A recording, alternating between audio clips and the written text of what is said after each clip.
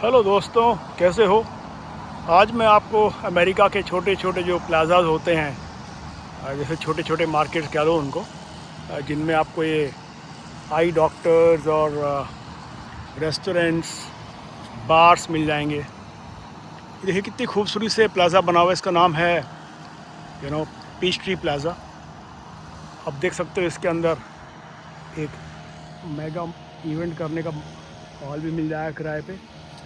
और ये इस तरह के यहाँ पे अमेरिका में आपको हर जगह पे इस तरह के बोर्ड मिलेंगे। अगर कोई मॉल है या प्लाज़ा है तो आप देख सकते हो कि इसमें प्रिंटिंग एंड साइंस का भी कोई है, रेस्टोरेंट भी है, हॉट डॉग्स के हैमबर्गर का भी है, एक नाई की दुकान भी है, योगा हीट क्लब भी है। तो इस तरह के यहाँ पे अमेरिका में आपको प्लाज़ा मिल जाते हैं। These are all owned by one person, जो कि इन सबको लोकेशन देता है किराए पे। तो ये भी एक तरह का इन्वेस्टमेंट है अमेरिका में कि आप एक अपना प्लाज़ा बना करके आप उसको लेट आउट कर सकते हो and you can earn a good income on rentals, on a long term rentals. और ये एकदम जो हाईवे जा रहा है, ये इस हाईवे से नीचे उतर करके ये प्रॉपर्टी है। वो जो ऊपर आप देख रहे हो ना, वो देखो, वो है हाईवे। और सामने देखो एक और प्लाज़ा है जो इस पर दिखा है $3 कैफ़े, वो भी एक प्लाज़ा है। और आपने एक चीज़ नोट करी होगी, अमेरिका में जो बिल्डिंग कंस्ट्रक्शन है तकरीबन सबकी शेप एक जैसी होती है, क्योंकि यहाँ पे ना हर चीज़ के स्टैंडर्ड्स बने हुए हैं। तो आपको कभी ऐसा नज़र नहीं आया कि भी एक की खिड़की अलग है, एक का फसाद अलग है, सब कुछ ऑलमोस्ट सिमिलर रहता है। इट लुक्स वेरी नीट, काफ़ी साफ़ सुथरा नज़र आता है ये। जैसे मैं आगे चल रहा हूँ तो इसके तुरंत बाद एक और प्लाज़ा आ जाएगा। तो these are all owned by either individuals या फिर इन्वेस्टमेंट कंपनियाँ होती हैं जो इनको बनाती हैं और फिर उनको किराए पर दे देती हैं। तो इनमें आपको हर तरह का फैसिलिटी मिल जाएगी। डॉक्टर्स मिल जाएंगे, डेंटिस्ट मिल जाएंगे, आई डॉक्टर्स मिल जाएंगे, रेस्टोरेंट मिल जाएंगे, लॉन्ड्रोमैट्स मिल जाएंगे, आप अपने कपड़े धो सकते हो आकर के। और इसके अलावा फ़ास्ट फूड के भी चेंज हो जाती हैं, जैसे कि आपने नाम सुना ही होगा, McDonald, KFC, Burger King, Chick fil A, Chipotle. तो ये सब चीज़ें आपको इन प्लाज़ा में मिल जाती हैं। तो US में लोग कहते हैं ना कि भाई गंदगी बहुत है। या देखो, अगर मैं कंपेयर करूं तो अमेरिका में अगर 100% की स्केल पे देखूं तो 1.5-2% गंदगी मिलेगी आपको। कुछ एक शहर हैं जहाँ पे काफ़ी गंदगी है, but I would say 98% America is very clean. मतलब ये जो है, देखिए मेडिकल सेंटर बना हुआ किसी का, तो किसी डॉक्टर ने बनाया हुआ, उसकी प्रैक्टिस होगी, तो और भी इसके प्रैक्टिसिंग डॉक्टर्स होंगे यहाँ पे। जैसे डेंटिस्ट्री भी है इसमें। मतलब everything is well laid out. और ऐसा नहीं कि मतलब बना दिया तो छोड़ दिया, क्योंकि most of the maintenance of this lawns is done by the municipality या फिर प्राइवेट कंपनीज़ को हायर किया जाता है, जो कि ये सारे के सारे लॉन्स और जितने भी आप देख रहे हो ग्रीनरी, ये ऑन ए मंथली बेसिस और ऑन ए 15 डेज़ बेसिस वो आखिर कटिंग वटिंग सब करते हैं, ट्रिमिंग करते हैं। तो बेसिकली क्या है कि म्यूनिसिपैलिटीज़ का यहाँ पे ज़्यादातर काम सिर्फ मॉनिटरिंग का है। जो सर्विसेज हैं वो कंपनियाँ प्रोवाइड करती हैं अंडर दी म्यूनिसिपल काउंसिल। तो जैसे बिजली है तो बिजली का डिस्ट्रीब्यूशन कंपनियाँ करती हैं, और अगर गैस है घर में, आपको गैस चाहिए तो उसकी अलग से डिस्ट्रीब्यूशनशिप होती है, उसकी जो लाइन जाएगी आपके घर में जाके ओरिजिनेट करेगी।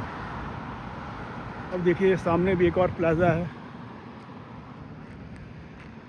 अब देखिए मैं हाईवे के ऊपर चल रहा हूँ, मतलब साइड वॉक पे, जिसको फुटपाथ कहते हैं हम लोग अपने इंडिया में।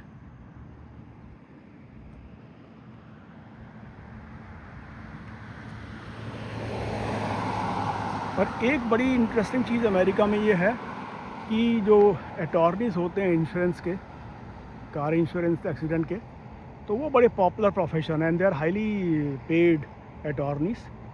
तो ये अमेरिका में अगर किसी को कोई एक्सीडेंट में इन्वॉल्व हो गया और उसकी गलती नहीं है, तो अटॉर्नीज़ क्या करते हैं, फिर ये आपके बिहाफ पे ना इंश्योरेंस कंपनी से बड़ा लंबा चौड़ा क्लेम ठोकते हैं। एंड यूजुअली वो 20% या 30% ऑफ द नेट अमाउंट लेते हैं आपसे। आपको जब पैसा मिल जाएगा तो आपसे वो 20 या 30% लेंगे।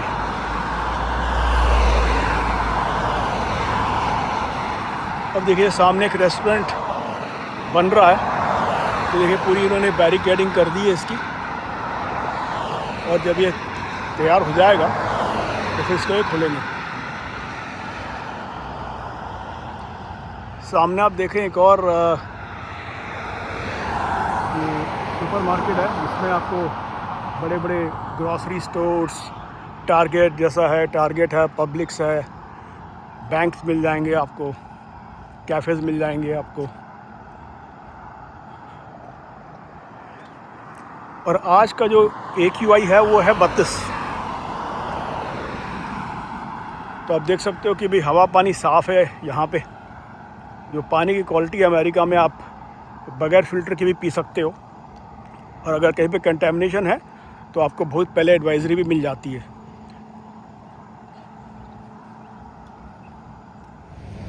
एक चीज़ और आपको बताना चाहता हूँ मैं, जैसे हमारे कंट्री में, भारतवर्ष में, हमें RTO के पास जाना पड़ता है, रोड ट्रांसपोर्ट ऑफिस के पास जाना पड़ता है अपनी गाड़ी के रजिस्ट्रेशन के लिए और चीज़ों के लिए।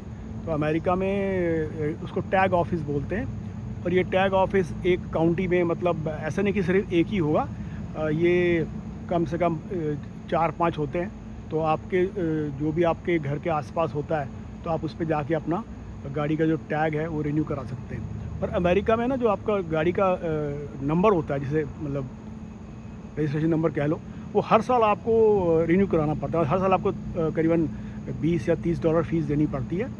और कुछ एक काउंटीज़ में अमेरिका की आपका जो पोल्यूशन कंट्रोल है वो मैंडेटरी है।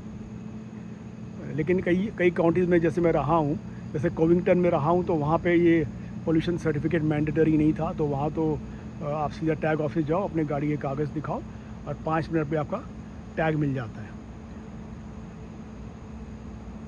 तो ये टैग ऑफिस है। ये एक और प्लाज़ा है यहाँ पे, ये काफ़ी बड़ा प्लाज़ा है। ये जितने मैंने आपको प्लेज़र्स दिखाई मेरे घर के करीबन 2 माइल के दायरे में है। 2 माइल बोले तो ऑलमोस्ट अबाउट 3.5 किलोमीटर बोल दीजिए।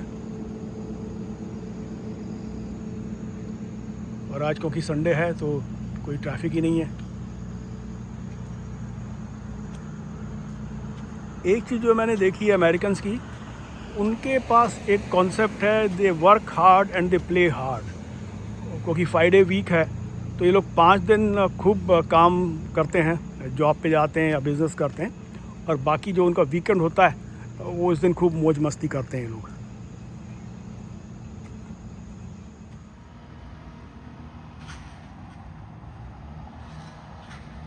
Good morning friends. आज सुबह की वॉक पे देखो मुझे फ्लॉक ऑफ डक्स मिला है।